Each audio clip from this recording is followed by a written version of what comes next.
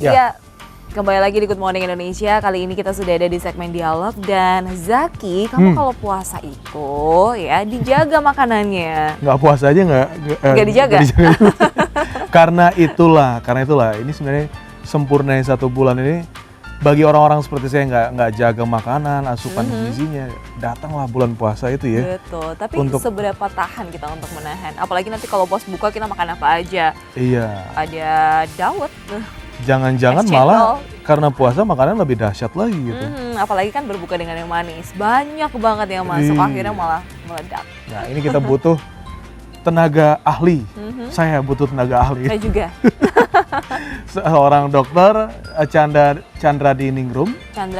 Chandra Ningrum, iya, Master Gizi, spesialis gizi klinik untuk membicarakan bagaimana pola makan sehat saat berpuasa. Selamat pagi dokter. Selamat pagi. Kalau misalnya baik. Dari posenya udah slim banget ya. Udah slim, udah Isinya sehat. tercukupi tiap hari. Udah paling tahu luar dalam.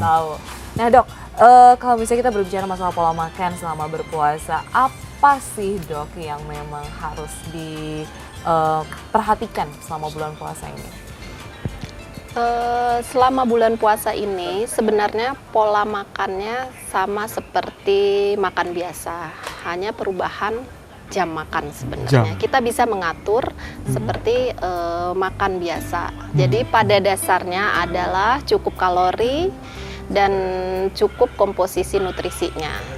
Istilahnya kalau orang dulu bilang 4 sehat 5 sempurna. Ya sudah itu. Jadi nasi, lauk pauk, sayur, buah, dan jangan lupa susu. Nah itu sebaiknya dikonsumsi saat buka atau saat sahurnya dok?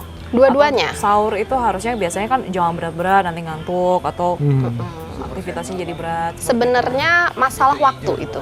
Jadi pada saat buka sebenarnya sudah diatur sama Allah ya. Sunnah Rasul, berbukalah dengan yang manis. Jadi sebenarnya berbuka dengan yang manis itu fungsinya adalah memberikan energi pada saluran cerna yang sudah tidak terisi lama, sekitar 14 jam ya. Nah, kemudian dengan adanya energi saluran cerna itu udah siap menerima makanan untuk makanan yang berikutnya. Jadi setelah berbuka dengan yang manis, sholat maghrib dulu, baru kemudian makan. Nah saat makan besar itu saluran cerna kita sudah siap karena sudah diberikan energi saat waktu berbuka dengan yang manis. Jadi itu memang ada maksudnya. Allah sudah mengatur seperti itu. Iya, dokter ini juga kalau kita melihat puasa, orang bilang puasa ini menyehatkan begitu. Dari selama 12 bulan itu ada 1 bulan kita harus berpuasa full selama 30 hari ini. Memang ada efek yang terjadi pada tubuh kan dok selama 30 hari kita berpuasa itu? Iya, jadi seperti tadi saya kemukakan bahwa saat buka puasa, seperti saat buka puasa kita mulai mengatur pola makan sebenarnya. Ya, berbuka dulu dengan yang manis dan jumlah kan saat kita berbuka puasa itu jumlah makanan yang masuk juga diatur. Kita nggak akan kuat makan sebanyak-banyaknya. Iya kan? Mungkin pas sedang puasa siang hari sih lihat iklan, lihat ini kayaknya semuanya pengen dimakan. Habis buka teh manis sedikit juga udah cukup kayaknya kadang-kadang. Ya sudah cukup. Tapi ini banyak orang yang kadang berpuasa ini gimana sih cara mengatur pola makannya kalau misalnya punya penyakit mah dok? Ini kan 14 jam nggak makan. Nah ini kiatnya kalau untuk sahurnya ini harus apa makannya dok? Sahur seperti tadi saya bicarakan harus 4 sehat 5 sempurna untuk juga. Nggak apa-apa. Tapi jumlahnya mungkin diatur. Mungkin saat mau tidur bisa minum susu dulu, mau tidur malam. Kemudian saat bangun sahur sekitar setengah 4 bisa minum susu atau mulai makan besar. Kemudian ditutupnya juga dengan susu, buah atau buah. Itu bisa. Kalau kita melihat kebanyakan pola makan di Indonesia ini sendiri, kalau melihat dari segi gizinya apa sih dok? Maksudnya kebiasaan orang-orang Indonesia nih seperti apa sih kalau lagi puasa gitu dok? Biasanya makannya balas dendam ya. Terus gorengan ya dok kalau sore ya? Sore enaknya begitu buka yang tadi sudah diimpikan saat siang hari dimakan, harus dihadirkan di meja makan. Tapi gizinya tidak diperhatikan. Iya. Baik. Dokter biasanya kalau pembakaran ini mungkin saya salah dokter harus koreksi. Katanya pembakaran paling besar itu di siang hari. Jadi kalau kita ingin diet begitu ya, paginya makan buah atau roti saja gitu, siangnya silakan makan besar. Karena saat siang pembakarannya paling besar, kita kerja di saat itu. Sedangkan saat puasa kita tidak makan di siang hari. Pembakaran yang terjadi bagaimana, Dok? Apakah ini akan membuat badan kita semakin melar lagi atau bagaimana? Sebenarnya tidak ya, sebenarnya masalahnya Itu mitos ya, mitos. Tapi memang ada perlambatan metabolisme pasti, karena kan kita kan asupan kita selama 14 jam tidak ada kan. Nah, mau nggak mau metabolisme tubuh kita juga sedikit melambat. Caranya bagaimana supaya tetap menormalkan metabolisme tubuh, beraktivitaslah seperti biasa. Oke. Atau Jangan tapi tidur-tiduran kalau mulu gitu. nah kan biasanya kalau puasa lemes tidur. Justru diperhatikan saja kalau saat kita udah males-malesan itu badan kita makin lemes. Jadi kita tetap harus beraktivitas seperti biasa. Tapi ada pengaruhnya nggak, Dok, kalau misalnya selama berpuasa ini dengan setelah nanti berpuasa metabolisme kan jadi turun nih, Dok ya? Apa nanti akan berpengaruh pada pencernaan seperti itu? Ya, sebagian orang memang ada pengaruhnya terhadap pencernaannya. Oleh karena itu kita harus sebenarnya sebaiknya kita mengonsumsi vitamin, multivitamin ya, tapi lengkap. Jadi lengkap satu produk itu A, B, C, D, E itu harus ada semua. Jadi jangan vitamin tertentu saja. Jadi hanya multivitamin sebaiknya diminum untuk menormalkan kembali metabolisme dan pengaturan makan seperti saya yang tadi bilang. Dokter, ini sebenarnya seperti yang dokter bilang tadi, ini hanya masalah perpindahan jam makan aja puasa ini. Jangan kita langsung berpikir wah akan berat sekali sebenarnya gitu ya. Tapi juga sebenarnya ada beberapa jenis makanan dan minuman nggak, Dok, yang harus kita hindari di bulan puasa ini, yang nanti takutnya malah mengganggu ibadah kita begitu ya. Tapi kita break dulu ya, Mbak ya. Kita harus tahan dulu sebentar. Nanti dijawab lagi setelah yang satu ini, dokter. Ya, dan mungkin pemirsa yang ingin tanya-tanya juga, kira-kira makanan ini cocok nggak kalau bulan puasa, penyakit apa dan segala macam, bisa ditanyakan di sini di telepon interaktif kami. Dan kita masih akan kembali di Dialog Good Morning Indonesia saat lagi.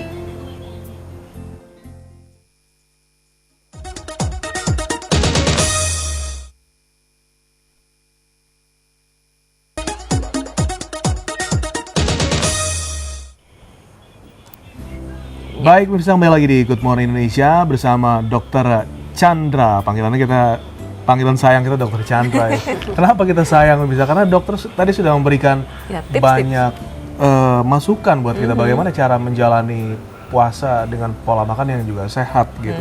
Gizi yang baik. Kadang-kadang kita kalau misalnya buka puasa gitu cuma langsung makan gorengan, terus kemudian ngerokok. Kebiasaan buruk langsung. Tadi udah berjam-jam di balas dendam, tahan begitu ya. Kalau perlu langsung 2 batang. Gitu. Dahsyat banget. Dokter, tadi terputus di pertanyaan, ada nggak jenis makanan, minuman yang kayaknya big no banget di bulan Ramadan gitu? Nggak usah lah, nggak usah. Sebenarnya nggak big no ya. Yang jelas kita makan itu tidak berlebihan. Jadi seperti soda yang jelas dihindari, pedas, asam itu kan merangsang lambung, apalagi bagi yang menderita penyakit mah. Santan, Dok? Santan boleh aja sih, nggak apa-apa, tapi ya hati-hati buat yang penderita kolesterol tinggi. Balik lagi. Padahal sebenarnya harus menurunkan kolesterol ya puasa biasanya. Program director kita juga kolesterol tinggi. Ya, tapi tunggu sebentar, Dok, kita akan menerima line telepon. Ada Budita di Bandung. Halo, selamat pagi. Selamat pagi, Budita. Selamat pagi. Iya. Silakan. Selamat pagi. Pagi, Bu. Pagi. Mau tanya ke dokter, boleh? Boleh, silakan. Ya, dok, saya mau tanya. Saya kan sekarang terbiasa makan kentang rebus. Jadi saya tidak makan nasi, saya hanya makan kentang rebus. Itu gimana, Dok, untuk puasa ini, Dok? Budita, kenapa makan kentang rebus? Mungkin ada penyakit tertentu, riwayat tertentu gitu, diabetes atau gimana? Sih, Dok, cuma atau lagi diet? Jangan nurun berat badan. Jadi saya mengganti nasi putih, saya ganti ke kentang rebus, Dok. Selain kentang apa, Ibu? Mungkin kentang dicampur apa seperti itu? Kentang rebus ya biasa kayak orang makan steak aja lah, nanti pepes-pepesan, terus Kentang menjadi pengganti nasi ya, Ibu ya? Proteinnya, Bu? Proteinnya nanti pepes tahu, pepes ayam, atau daging dibakar. Oke. Gitu. Ini bisa jadi tips makanan buat saya loh, Ibu Dita. Nanti kalau untuk kan nggak terbiasa sahurnya itu, Dok. Nah, kira-kira itu mengganggu nanti ke puasanya dok? Oke. Ya. Baik, Bu Baik, Dita. terima kasih Bu. Iya. Iya. Terima kasih Bu Dita di Bandung. Sebenarnya untuk pengganti nasi bisa macam-macam. Salah satunya yang Ibu Dita biasa konsumsi yaitu kentang. Itu bisa untuk menggantikan nasi. Kayak mashed potato gitu. Ya, tidak apa-apa sebenarnya. Kemudian kalau makan sahur sebaiknya dilakukan karena resikonya asupan energi kita berkurang. Efeknya apa biasanya? Yang paling sering terjadi adalah jatuh sakit. Kalau sering tidak sahur. Jadi walaupun sedikit tetaplah untuk bersahur. Dan di jam sahur ya dok ya? Di Ada jam orang sahur. yang saya memilih sahur jam 10 malam. Ya. Supaya besok pagi kerjanya nggak terganggu, tidurnya bisa seperti itu. Itu juga sebaiknya? Itu juga sebaiknya tidak dilakukan. Oke. Karena memang sudah diatur puasa itu maksimal 14 sampai 15 jam ya. Lebih dari itu akan mengganggu metabolisme tubuh. Oke. Baik. Ada penelpon berikutnya, ada Bu Ina di Depok. Iya, selamat pagi. Selamat pagi, Bu. Selamat pagi Bu Ina. Pagi, Mbak. Ini mau nanya. Iya. Pagi, Dok. Pagi. Saya kan hamil 5 bulan nih. Bagaimana Ibu? Bang Nabi, Bu, agak lebih keras Saya sih, Bu. sedang hamil Iya. 5 bulan. Nah, kemarin saya konsultan ke dokter. Nah, terus dokter itu menyarankan saya tidak puasa gitu loh. Oke. Halo? Iya. Ya. Nah, gitu. Terus tapi saya ingin puasa, Dok. Gimana tuh, Dok? Oke. Baik. Itu Baik. saja Ibu Ina. Iya, makasih ya, Dok ya.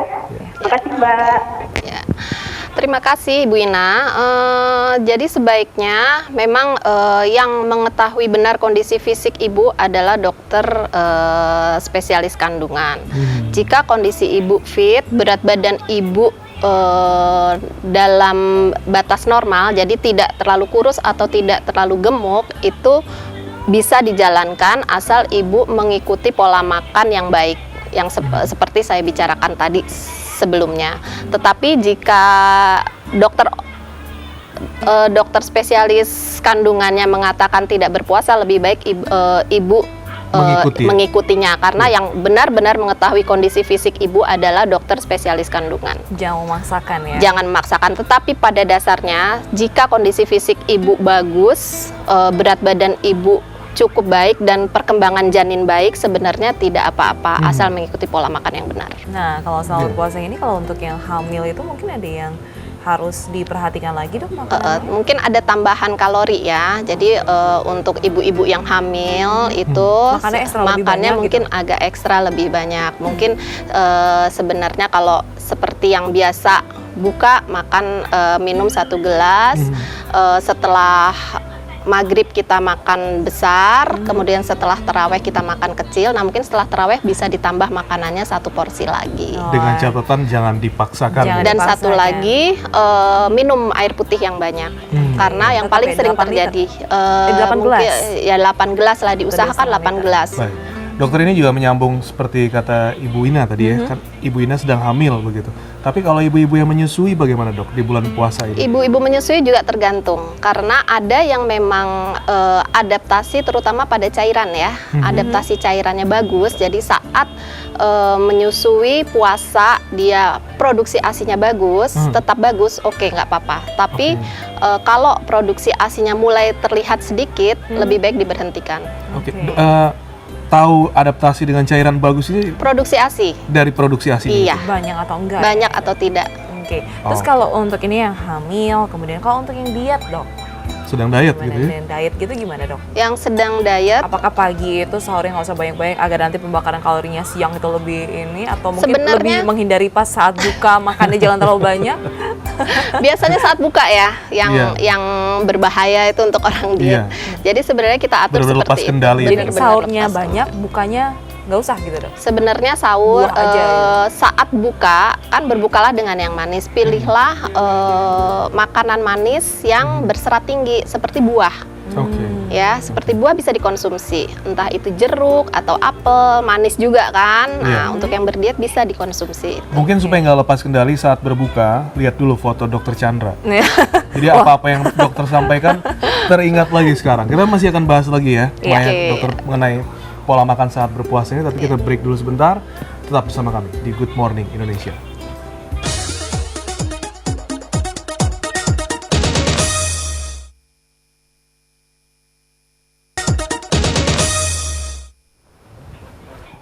Ya, kita kembali lagi di Good Morning Indonesia, masih membahas soal gizi dan juga pola makan yang benar dan juga sehat saat berpuasa.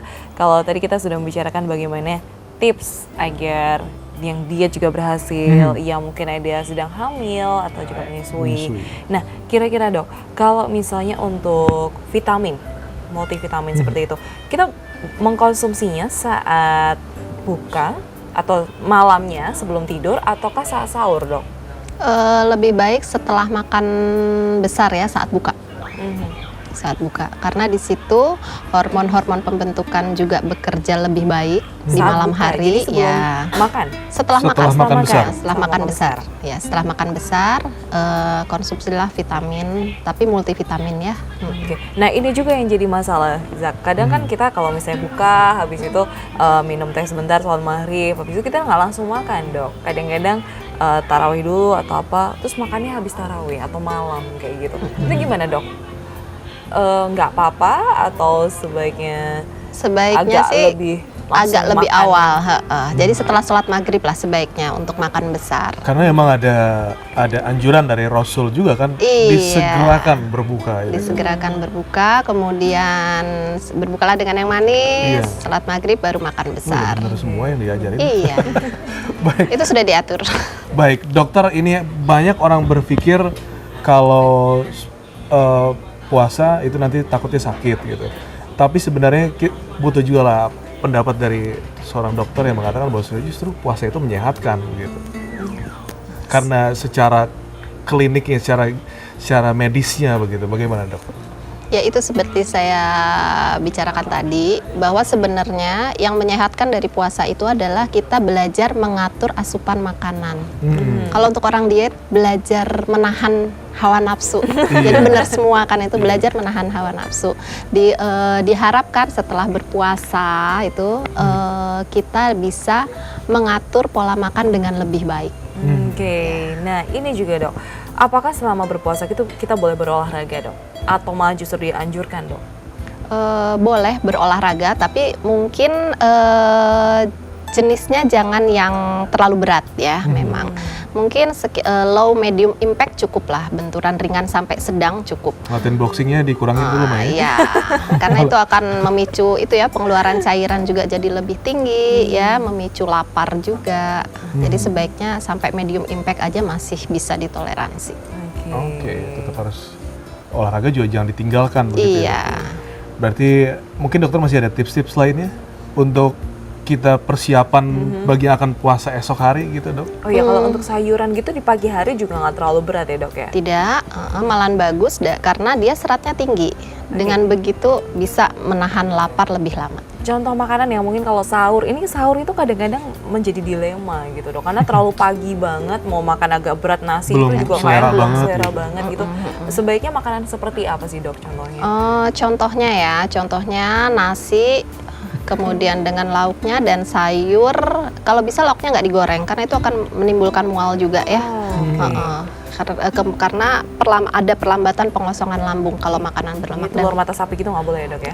Tumis Biasanya itu masih kan oke. paling gampang kan? Telur mata sapi Goreng masih telur. oke.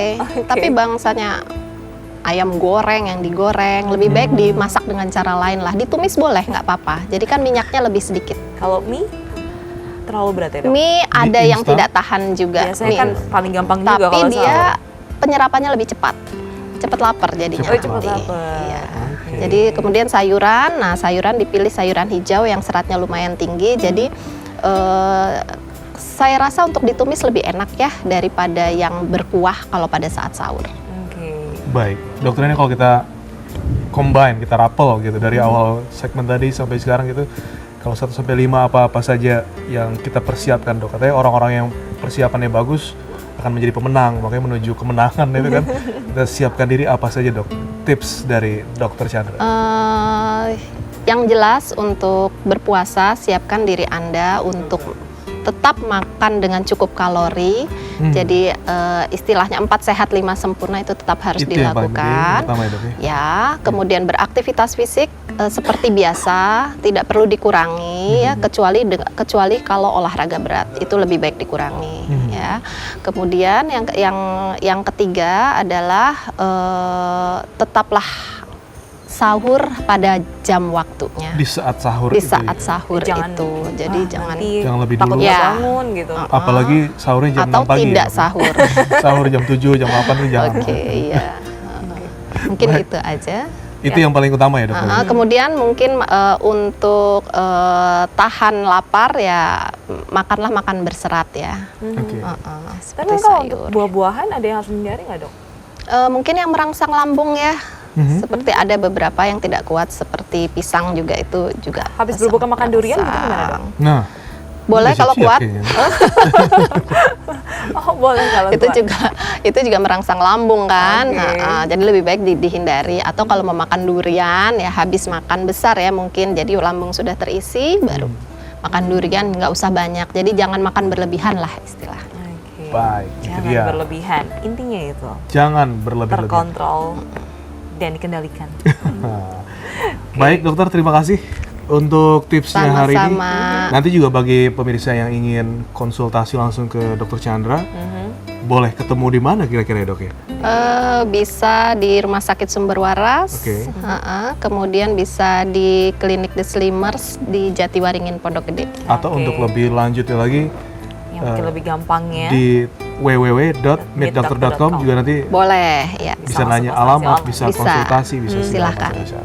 Terima Oke, kasih, dokter. Terima kasih Dokter Ya, Chandra atas kehadiran terima di sini. kasih. Banyak sekali Sama-sama. tips yang bisa bermanfaat untuk nanti kita selama 30 hari berpuasa. Iya, itu Iya. dia, mengatur pola makan, jangan berlebih-lebihan, dan semoga banget orang kalau mau tahun baru ada istilahnya apa namanya, bikin satu janji itu.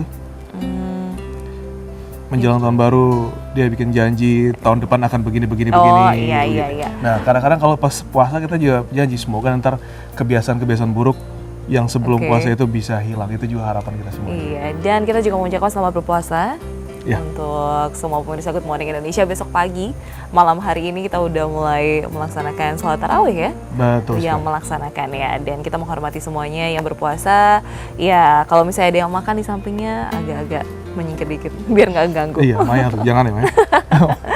Oke, dan demikian dialog Good Morning Indonesia di pagi hari ini, dan kita kembali lagi besok di waktu yang sama dengan tema yang menarik lainnya. Dan saya Maya Intan. Saya Zaki Hussein, selamat beraktivitas, sampai jumpa.